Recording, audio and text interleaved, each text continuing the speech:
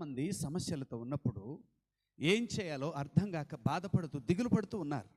కానీ బైబిల్ గ్రంథంలో మరణ శయ్య మీద ఉన్న ఒక వ్యక్తి ప్రార్థన చేశాడు. దేవుని సన్నిధిలో కన్నీరు గార్చాడు. అతడు కార్చిన కన్నీరు అతని దుఃఖమును నాట్యముగా మార్చింది.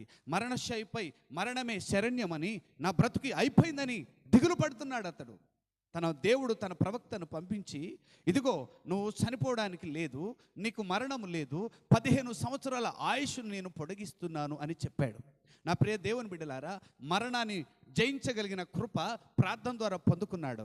మరణము అతనిని జయించలేకపోయింది. అనగా ప్రార్థన మరణమును కూడా వాయిదా వేయగలిగింది.